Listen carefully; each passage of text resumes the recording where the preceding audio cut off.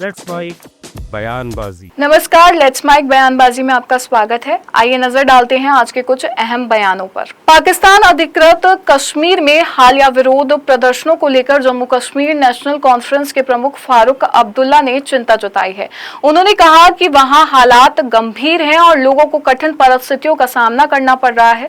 फारूक अब्दुल्ला ने कहा कि ये रियासत एक मुश्किल में पड़ी है। इसका जो हिस्सा पाकिस्तान के पास है वहां आज जुल्म हो रहा है। वहां कई लोग शहीद हो गए हैं।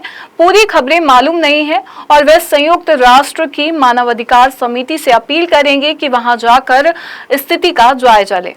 एक मुश्किल में पड़ी है। नीचे।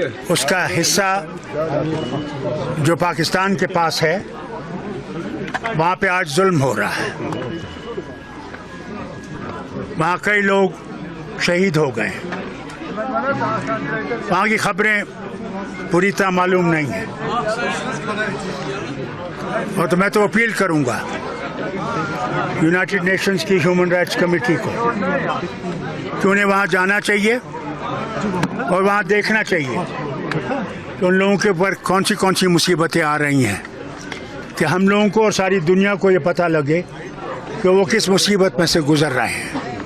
कांग्रेस नेता गौरव गोगोई ने भाजपा पर तीखा हमला बोलते हुए पश्चिम बंगाल और देश की राजनीतिक स्थिति को लेकर कहा कि आज बंगाल में भारतीय जनता पार्टी सत्ता में है। उन्हें लोगों की सेवा करनी चाहिए और अपने घोषणा पत्र में किए गए वादों को पूरा करना चाहिए। इसके बजाय वे सत्ता हथियाने में ही लगे हुए हैं।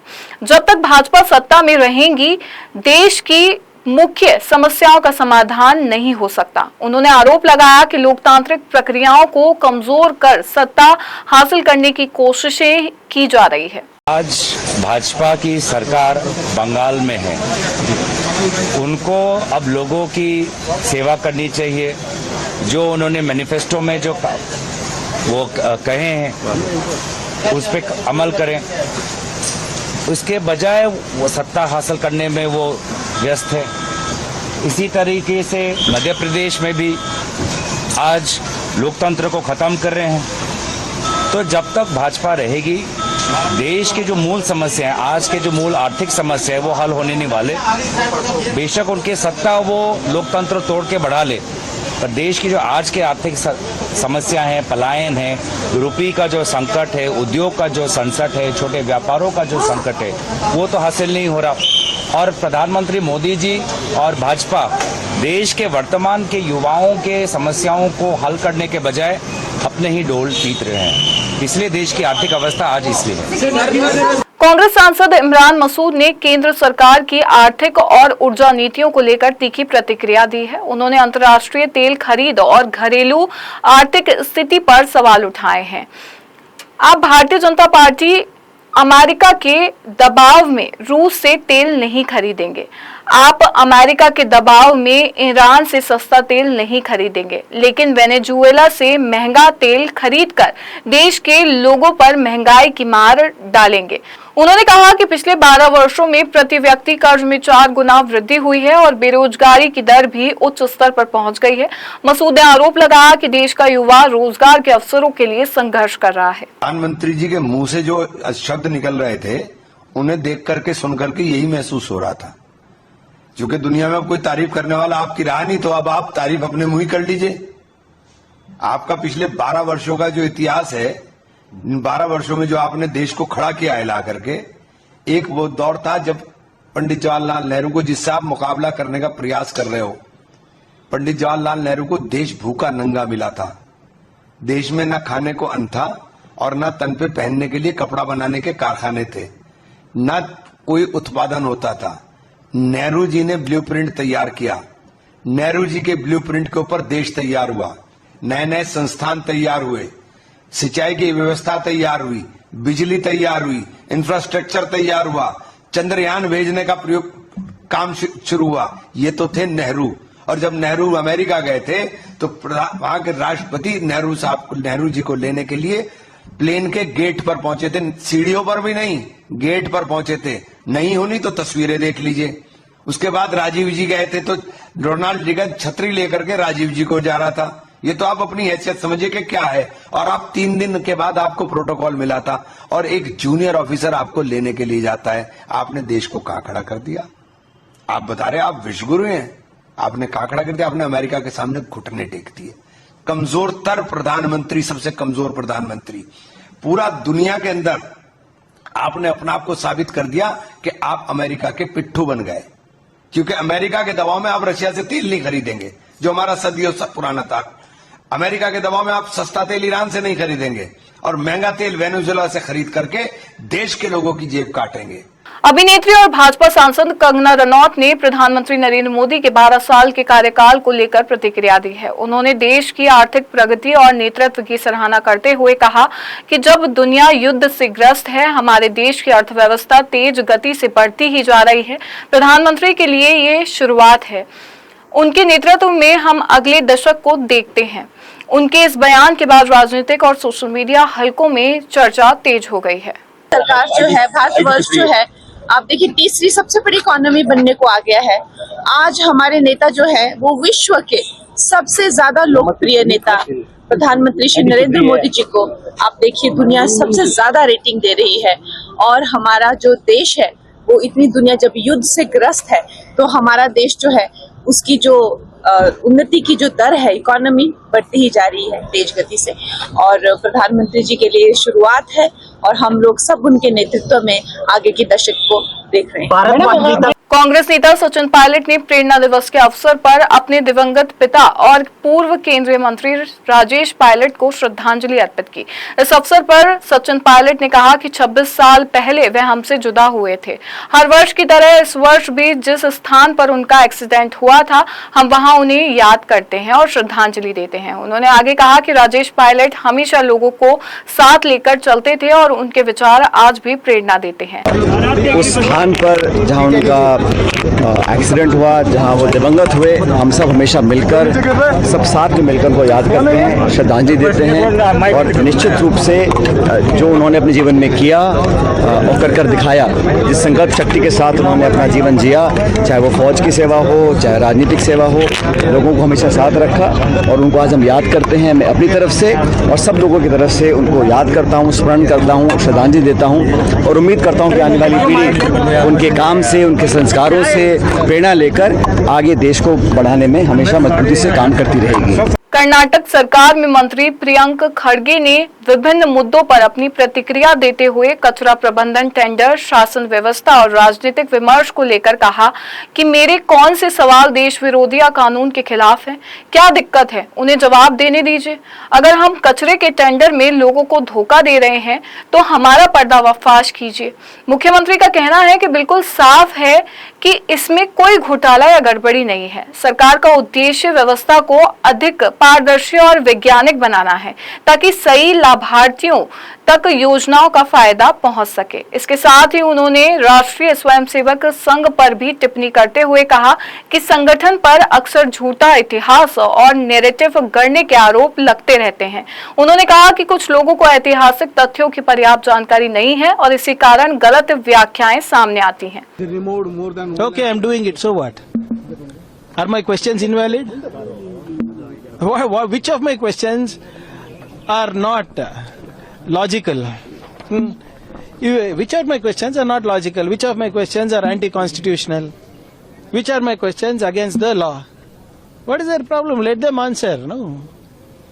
Whatever they're saying, okay, I will surrender to whatever they're saying. Yes, I'm doing it to hide facts. I'm trying to deviate the issues. But answer my questions first. There are two allegations made by Mr. R. Ashok sir. One is 34,000 crores in government. See, going to the governor's house is not the remedy or not the solution. Come to the media, show what you have. Show it to the people. Expose us, no? We are telling you if we are scamming the people in the garbage tender, expose us. What is this nonsense of going to governor's office, giving a statement here, giving a statement there? If you have documents, release it. The chief minister is very clear. There is absolutely no scam, there is no irregularity, there is no malicious intent, and we are ready for any investigation. Have they given one piece of paper? Madhya Pradesh Congress के प्रभारी हरीश चौधरी ने राज्यसभा नामांकन प्रक्रिया को लेकर गंभीर आरोप लगाए हैं। उन्होंने भाजपा और चुनाव आयोग के प्रतिनिधियों पर नियमों के कथित उल्लंघन का आरोप लगाया। हरीश चौधरी ने कहा कि भाजपा ने मीनाक्षी नटराजन के नामांकन को रद्द करने का निर्णय लिया और मध्य प्रदेश निर्वाचन आयोग के प्रतिनिधियों ने आदेशों के तहत इसे लागू किया। एक मामले में नियमों का उल्लंघन होने के बावजूद नामांकन स्वीकार किया जा रहा है, जबकि दूसरे मामले में वैध नामांकन को रद्द किया जा रहा है। उन्होंने इसे लोकतांत्रिक प्रक्रिया पर सवाल बताते हुए कहा कि ये लड़ाई अब केवल किसी एक पार्टी या चुनाव तक सीमित नहीं है, बल्कि देश को बचाने की लड़ाई बन चुकी है।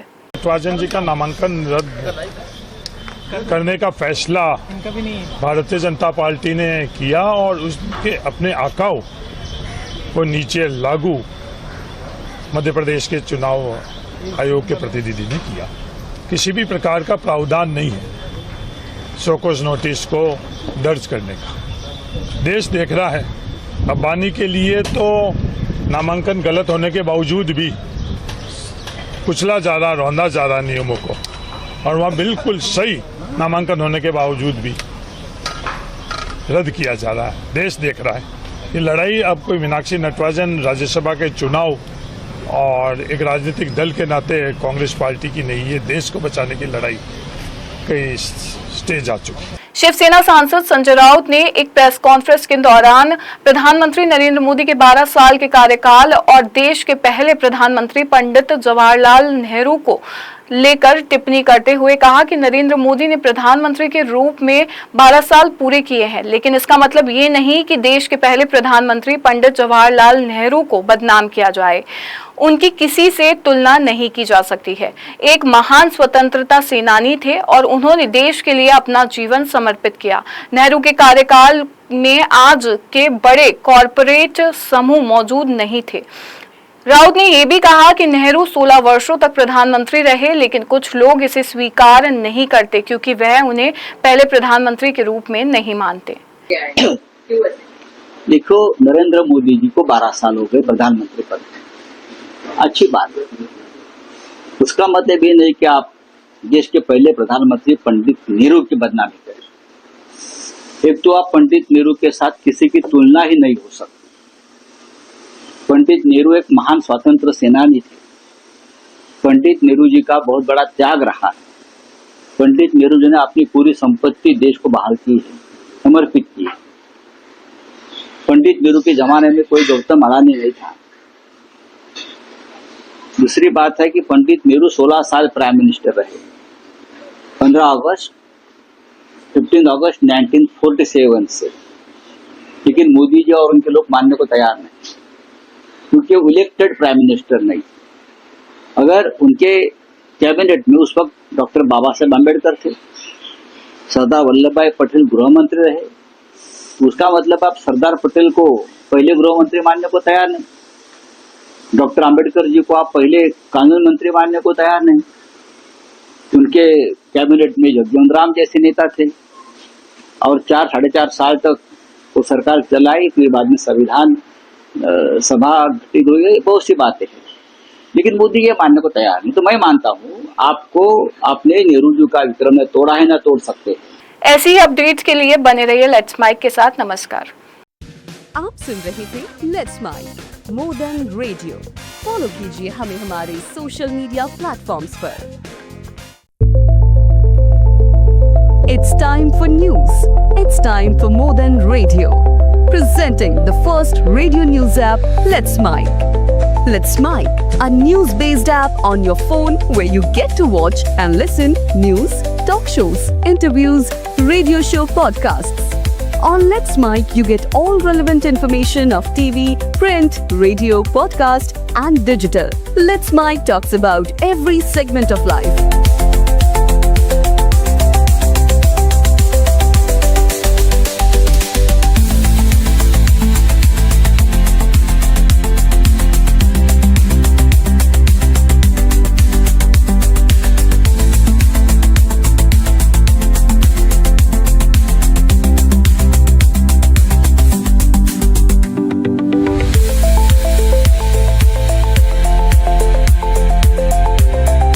Download the app now from Play Store. Available both on Android and iOS mobile phones. Follow us on YouTube, Instagram, Twitter, LinkedIn, Facebook, Telegram.